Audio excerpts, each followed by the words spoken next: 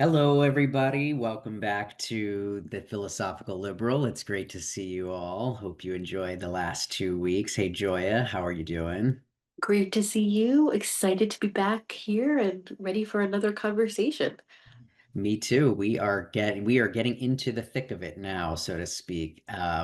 For those of you who are just joining and tuning in, we have been going through our statement on philosophical liberalism on our website, 1776 Forward, a deep dive into the exploration of the meaning of philosophical liberalism is all of what we're about here at the Philosophical Liberal, and we finally have made it into our first of three sections, what we call Article 1, Foundations in Human Nature at Our Best. And we just finished a two-part mini-series covering our creator-trader archetype, which we really put forth our vision for why we see that as human nature at our best, the archetype for human nature at our best.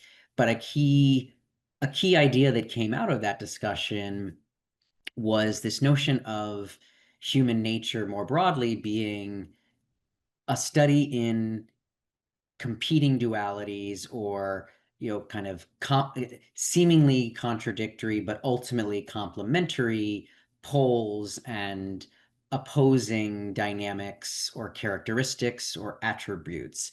And in our statement, in Article 1, where we set out to define our vision of human nature at our best, we put forth the creator trader as the ultimate archetype of what that means, but we also then listed four other integrations or polarities that we see as key to understanding human nature. And so that's what we're getting into today. The first of those other four is what we call the individual and the social, that human beings are, and I'll just read it for you here.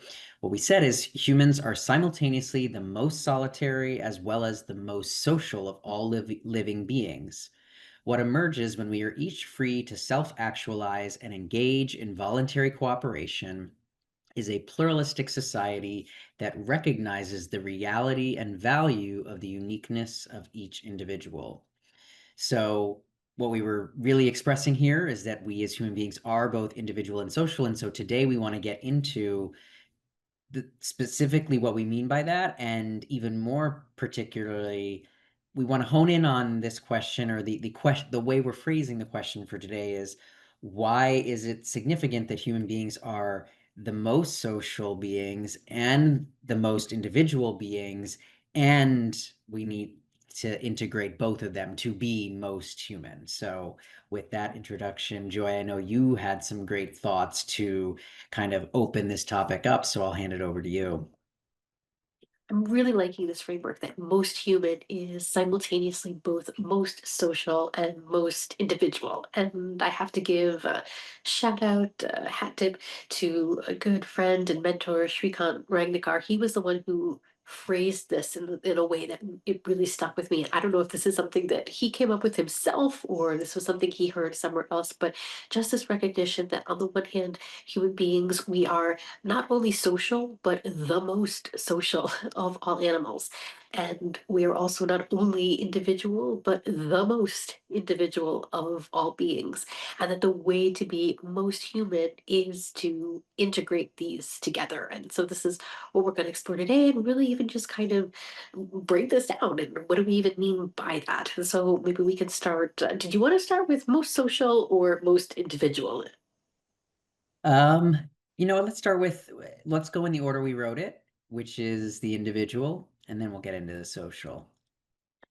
I'll say too that I'm not sure if this was Shrikant's particular inspiration, but I know definitely someone who has inspired him and has been inspirational to me. And people might have heard me talk about him if you've listened to me before, because it's definitely an intellectual hero of mine who comes up frequently is Jacob Bronowski. And he was the one who described human beings as the social solitary. So again, that this is some of this language and at this point that we're really trying to make that what really distinguishes the human being is to be the social solitary, the most individual and the most social. So let's start with the most individual. So any points you'd like to start us off with thinking about the ways in which we are most individual and most solitary as we phrased it here? Yeah, certainly. And I think this is a key point just to level set at the outset is that we are most individual and most social. We think about other beings in the animal kingdom as being primarily one or the other, birds and ants and bees, colonies, herds, flocks, and the like are known to be, we categorize them as very social beings, and in many ways that is really how they are defined and how they function is as a collective unit. And then conversely, for those species that are much more kind of loners and individualistic, cheetahs, The actual lone wolf. the lone wolf, exactly, etc. And that is very true for them. What we're saying here, and I think is very, it's a truism, but it's also not, because even most humans tend to think of and conceive of human beings as one or the other, and setting up kind of this false dichotomy. But we uniquely are both. And so I think that's going to be a core point. We will circle back to that.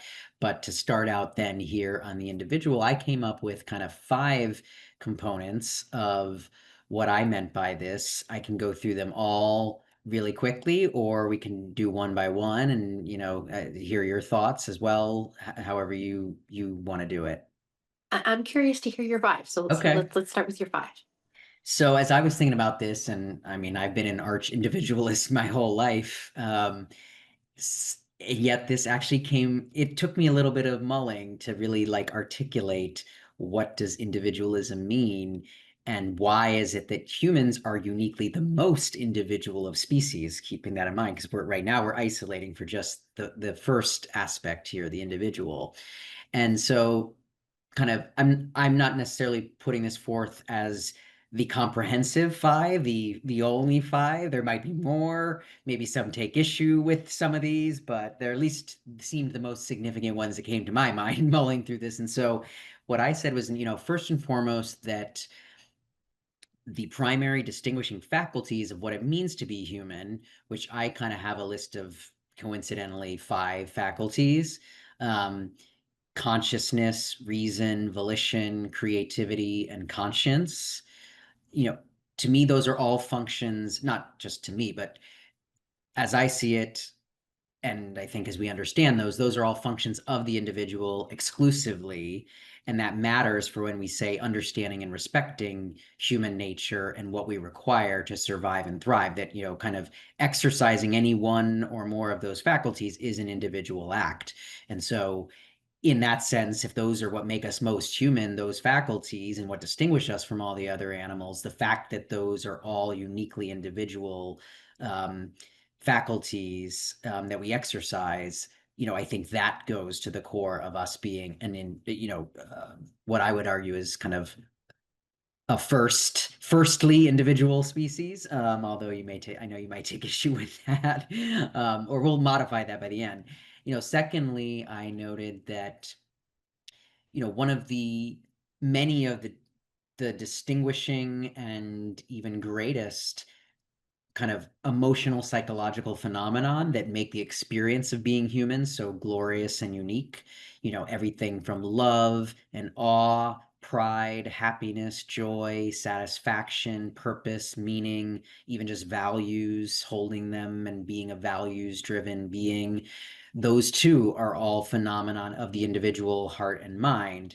And indeed, the whole inner life or experience of what we mean when we say being human, what we call kind of the soul or spirit, is also an internal individual experience. No one else can feel that for you, nor program or interpret it or direct its meaning and consequence other than you, because no one else is inside you other than you. So that too makes us, and again, because that is a uniquely human phenomenon, at least certainly to the scale and scope that we experience, that too, I think, ties back to us being individual. The third one is um, that the achievement of all human values, and especially a life of freedom, flourishing, and greatness, are core values which we hold out through philosophical liberalism as the ultimate ideal that we are capable of in this life and that gives human life such great meaning, those are uniquely the responsibility of each individual human to value and then to choose and then to work towards achieving.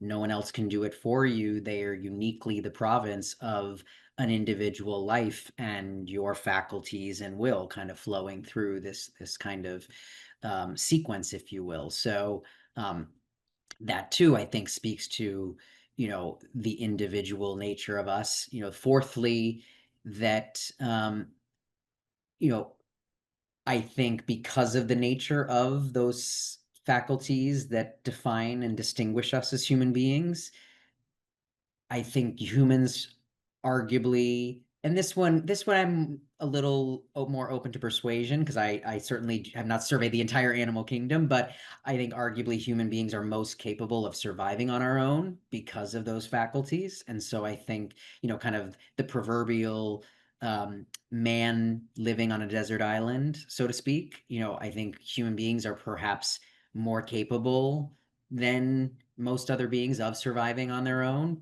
because in theory we have all the tools necessary for that on our own. So I think that's another area that perhaps even relative to other species, that would argue for us being more individual.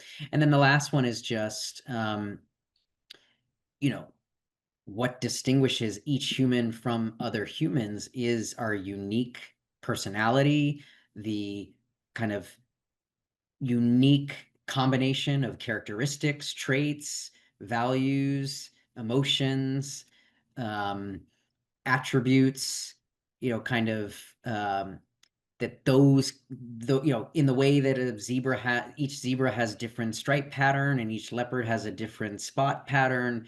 What really differentiates human beings, I would argue, even more so than the kind of superficial materialistic surface, differences of eye color, skin color, height, etc., is the fact that we are unique individuals with unique capabilities that no other human being ever has had or ever will have.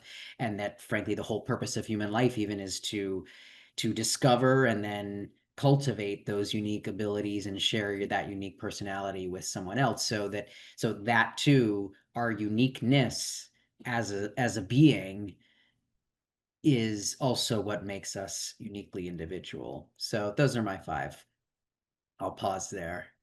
Well, that's fascinating because I'm definitely going to argue with you over point number four because I would very I strongly figured. disagree that I don't think that human beings. I mean, if we certainly do not thrive, we might be I able, said capable survive of for what it's a worth. certain Yeah. capacity of survival, but we certainly do not thrive on desert islands. And I think certainly in a way that perhaps cheetahs or lone wolves perhaps are capable in their own way of thriving as a cheetah or thriving as a lone wolf. We're human beings. We are not at all designed to thrive in any way that is most human when we are on a desert island.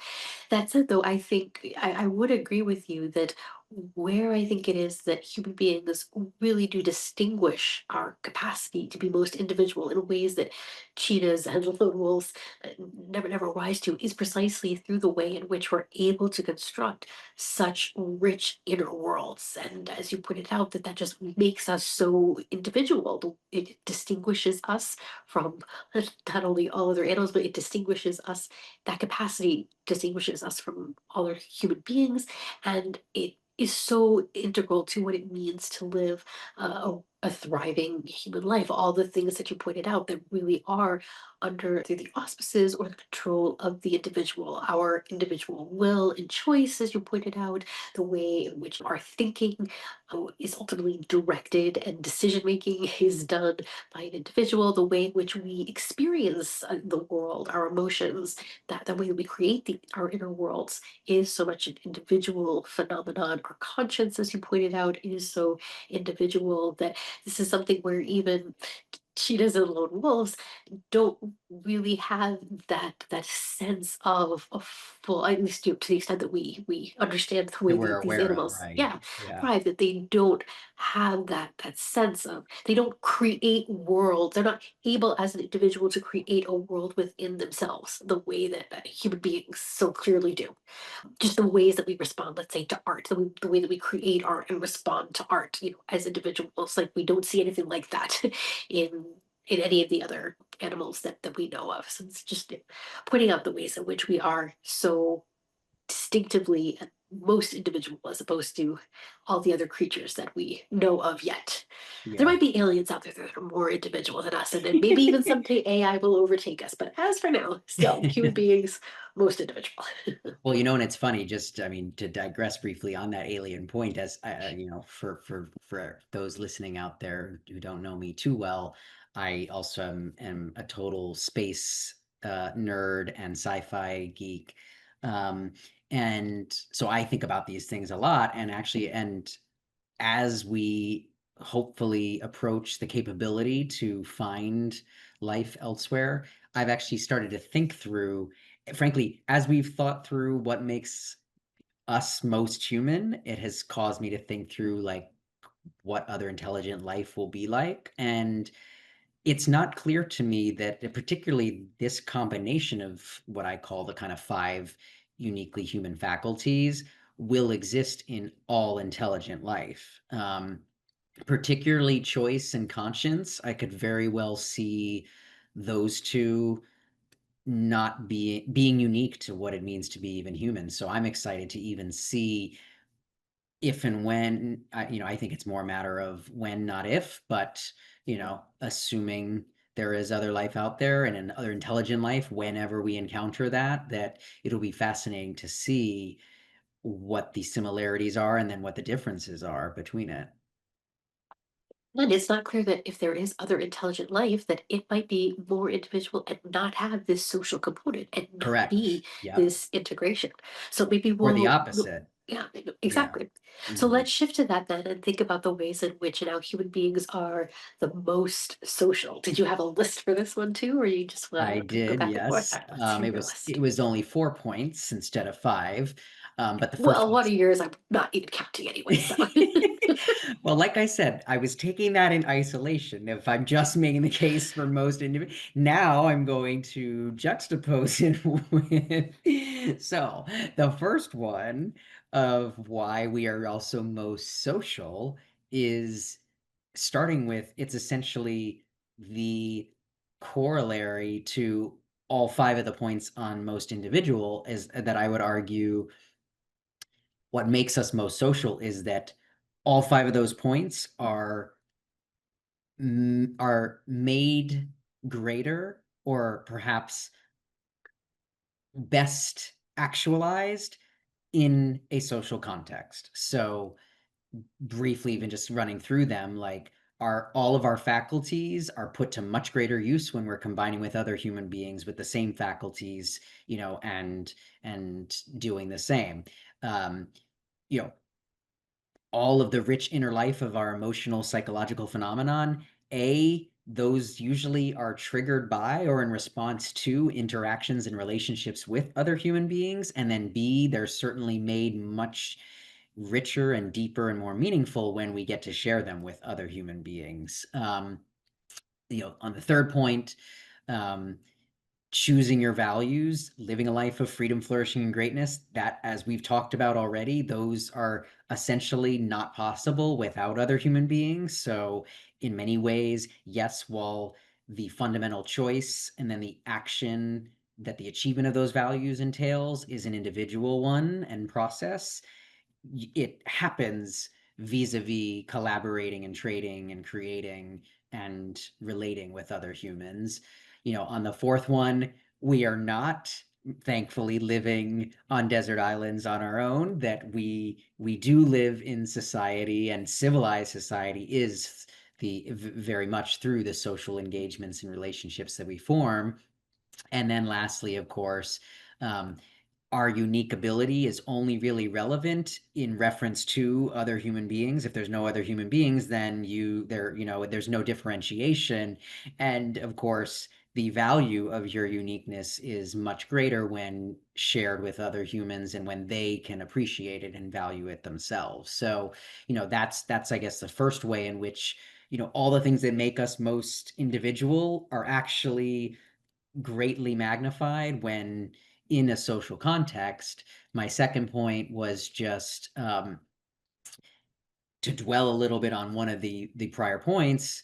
You know, all of human civilization and progress is itself a product of socializing, that those are social institutions and phenomena. They don't exist without humans collaborating with other humans. So, insofar as we want those things, and we do, and that those really, frankly, are another key component of what it means to be human, then that too is speaks to what makes us uniquely the most social, because we don't see civilization and technology and advancement in other species, at least not to the degree that we have. Thirdly, again, our individual capacities and faculties, they enable greater powers when we engage with other humans than our own, everything like language, concepts, memory, history, knowledge transfer and storage, creativity and technology. Those are all capabilities that really only emerge via relationships with and social arrangements. And many of them only have utility when we're dealing with other humans. So those are entirely new capabilities that come about from us being social in a way that, again, we don't really see in other species, at least not to the breadth and depth of humans. And then lastly, I would argue our social nature allows us not just to form tribes to protect ourselves and survive against other threats, whether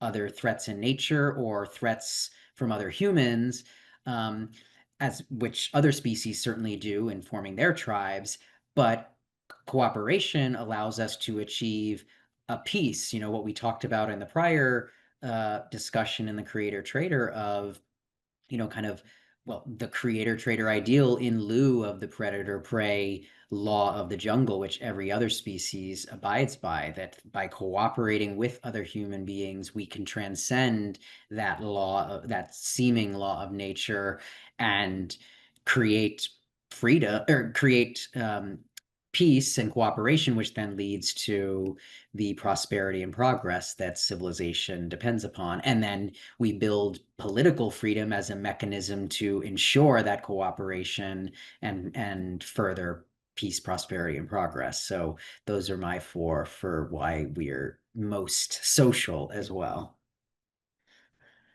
I would begin this exploration by pointing out that, so I mentioned Jacob Bronowski and his phrase, the social solitary.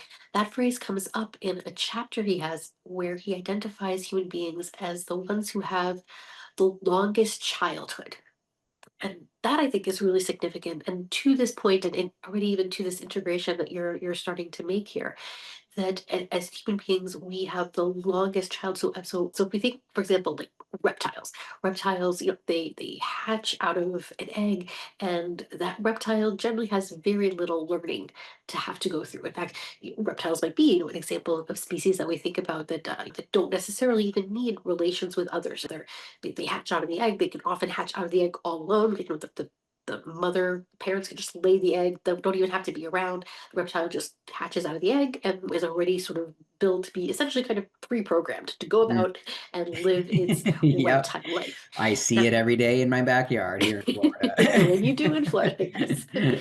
Whereas when we already start to think about mammals and what distinguishes mammals from other animals and beings and creatures, that to be a mammal, it requires sort of this period of the infant, the young child with the mother, and that there is then usually some kind of not only care but also learning and development that goes on. And then for human beings, what distinguishes us is, as he's pointed out here, that we have the longest childhood, that we have the most to continue to learn and grow and develop. And to your point, Chris, that while we might think about to a certain extent education as being somewhat of a could be a solitary pursuit. We might even think of like the lone scholar in the library all by themselves. But still, there is really, when we think about what education amounts to, that there really isn't education without learning from others. Even that lone scholar is reading books that were written by other people.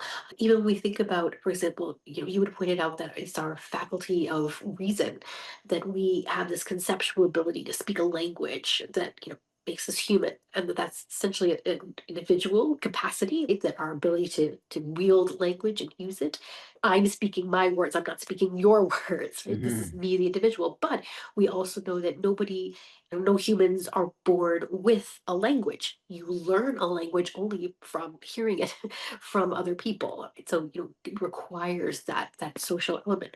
It's very significant that human beings, even unlike certain other mammals, who perhaps need sort of that mother's care for only a short period and perhaps could survive on their own, to argue against your point, human beings cannot survive on a desert island until perhaps at least they reach some level of maturity, which is Right. perhaps probably far longer than even many other animals.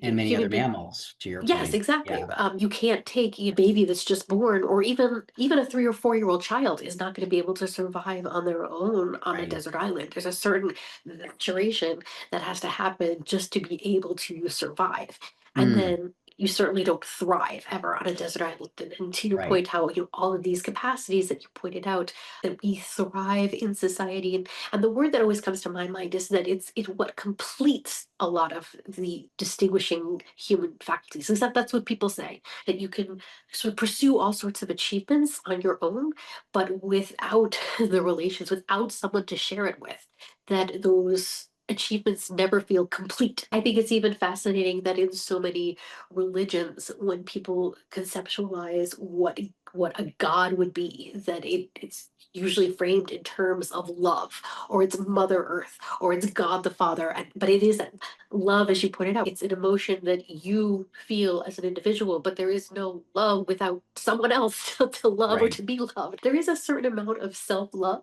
that I think we all ought to have, but I think that concept would be meaningless if we didn't have love from others. And it's certainly not how we experience being human.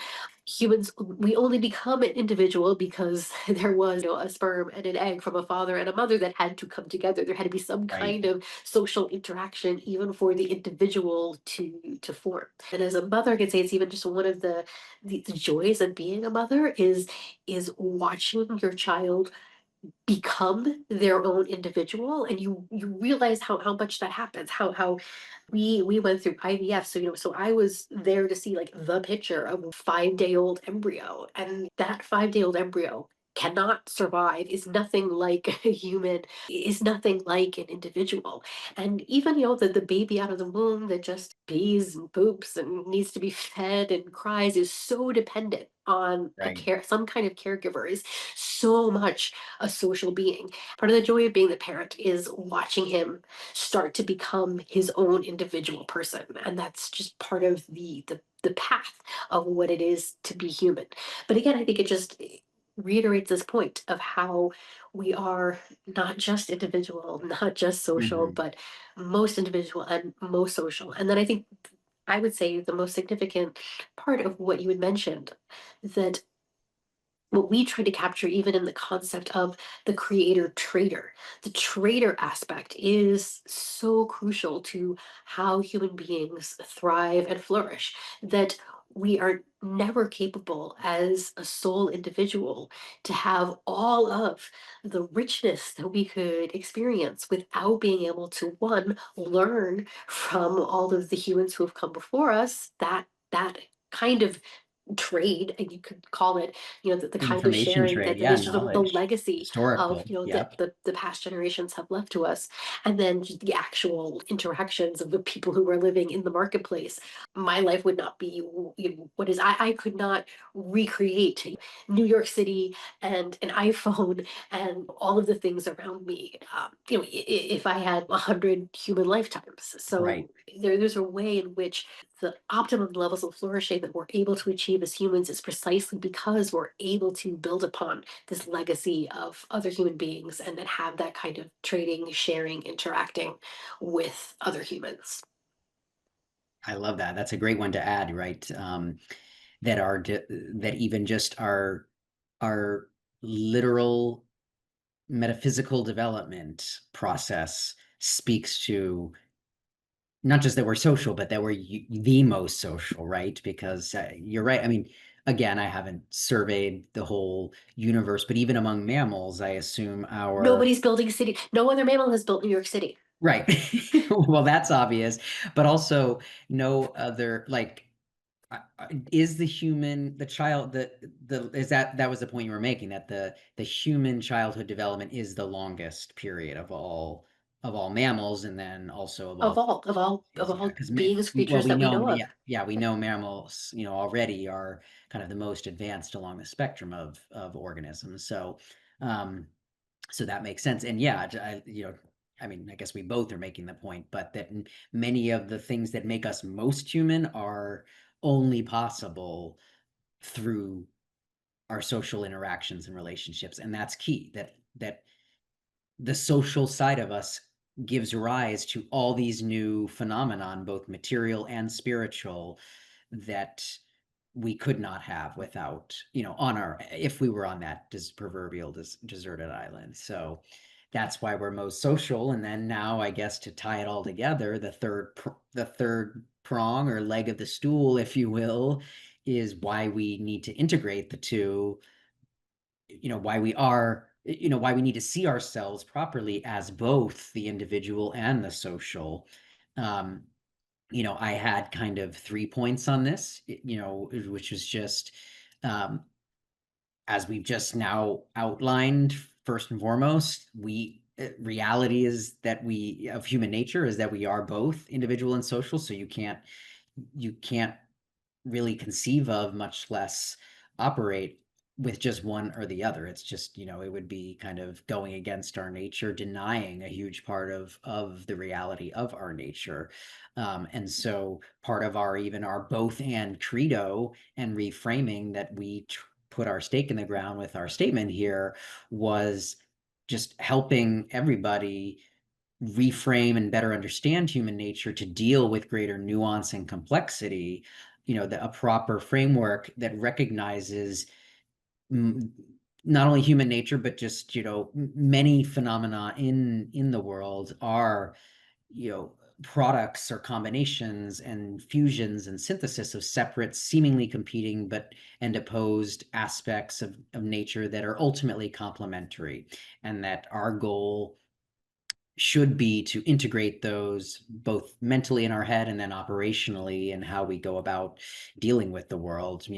As I mentioned earlier, most even among many humans and many schools of religion and philosophy, they often put forth the kind of false dichotomy that we're, one or the other, and deny or seek to deny the reality of these other aspects that we've highlighted here. So that's just one reason why we need to integrate, so we just better understand and then model reality. And then the second part was, as we've talked about extensively in our creator trader deep dive, that the most human nature at our best is a fusion and synthesis of these aspects of our identity, and that our best potential comes from recognizing that and then seeking to actualize and operationalize both of them to achieve freedom, flourishing, and greatness, the ultimate ideal.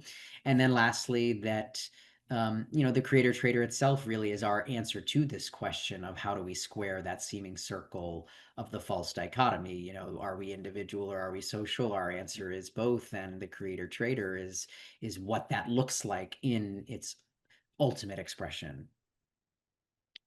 Here I would say this point is significant because, as you pointed out, throughout history, we've seen different people, movements, societies err in one direction or the other. I feel when it comes to politics, here we're doing the philosophical liberal project, it is perhaps more common to see in politics there is that emphasis on society, on the social, and it perhaps pushes toward a view of collectivism that stresses the collective in a way that denies sometimes even the reality, if not the importance of all the ways in which we are individual. But then perhaps sometimes as a backlash, you see that the people who just say, well, then the solution is I'm just gonna cut myself off from all the rest of humanity and like try to go off and live on a desert island or Off the grid. off the Yeah. grid, that this is not really how human beings are thrive. It's just not how we're able to realize our fullest potential. It's not how we're able to be most human. And so it's the tricky project and the delicate integration that we strive to achieve is to recognize all the ways in which we are individual and need to recognize and celebrate the individual and do that in a way in a full social setting that simultaneously recognizes all the ways that we need to come together and learn from each other, love each other, be with each other, contribute to each other. So that's the challenge, and that's really what Yeah. we're trying to answer with our project, and why this particular, I think, seeming paradox is what it is so crucial, not only for what it is to be human at our best, but specifically for our political project of philosophical liberalism. Yeah, great point. And I'll just add on to that. I mean, the example you gave of the people who go off on the grid or live on the deserted island, number one, that's, you know, those are kind of individual choices or reactions, and they only can really happen in an environment of freedom or, quasi freedom where they have the ability to make that choice. I would argue especially where it pertains to politics, that most of human history has erred really towards the social and collective side of things. Um, again, part of why we took the 1776 inspiration in our founding organizational design and architecture and branding was that we really do think that the achievement of America, among many other things, was to rebalance that equation more in favor of the individual. But I mean, I would argue that our project, especially the project of, well, liberalism broadly, and certainly philosophical liberalism as we're trying to define it and reground liberty into, that our task, like you said, the difficulty is to continue to balance more in favor. I guess I hate to use the either or framing, but more in the individual direction, because sadly I don't think we've had yet. America's been the closest example, but has had its own flaws. I don't think we've seen yet a society that properly balances the two. If anything, it's always been way too overweighted to the collective side of things. And so, while yes, we are both the individual and the social, and we want a society that enables and encourages and supports both sides of human nature, the task ahead of us is to really do that for the first time, or to build upon the few examples that have started to get that balance more more correct. And in the way just to further elaborate on the political point, I think the way that we're proposing we do that, and especially to honor the social side of us, but in a way that protects and preserves freedom, is the creator trader and the economic freedom that we talked about, the freedom to create and trade and produce. That's how we satisfy the social aspect of our nature without going down the bad illiberal paths that most government and political structures tend to go down when trying to make sense of the social side of our natures. I would agree with that too. And then just to recognize that, of course, like it goes beyond economics. And we hit upon the phrase creator trader because it has a certain poetic ring to it. But in the word trade, we certainly don't just mean economic trade. And we definitely brought this up in our previous episodes that we're talking about the ways in which human beings build these positive relationships with each other in ways of voluntary sharing, interaction. As we've talked about here, trade is even the ways in which perhaps Aristotle left us a legacy that he couldn't have even known what we're building off of it. But these are ways in which we clearly are engaging in a kind of trade with even ancients so many thousands of years ago. Through the generations, yeah. Yeah. Yeah, exactly. And again, just to, make a point that reiterate a point we will continually make that we have made, but, even running through the various aspects that make us most individual and most social, all of those require a degree of freedom to exercise, to, even just the fundamental choice for the freedom to choose that we talked about, that first kind of metaphysical freedom and everything that flows from that. So that I think just even ties this question of our nature and our nature as both an individual and a social being to our need for freedom, because every one of those aspects that we talked through that make us both most individual, most social, and most both is freedom. So that's just a plug for philosophical liberalism, and it's tied to this, and why we highlighted this as one of the five key dualities or combinations of identity and human nature that we wanted to highlight as it pertained to our political project.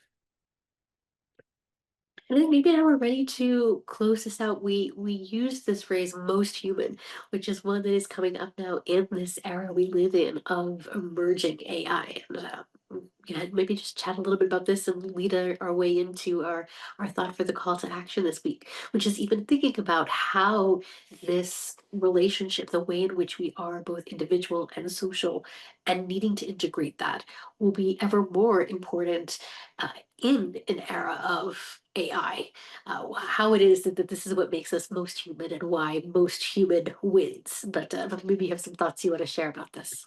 Yeah, I mean, partly even what triggered this, Joy and I were talking about how just even in our own work, our separate kind of day job work that we both are pursuing, we're both availing ourselves of AI and its powers, its increasingly magical powers in our work. And I was just reflecting on how it's enabling me to create and do things on my own that even a year ago, before it was at its current operating level, I could not have done, which is great.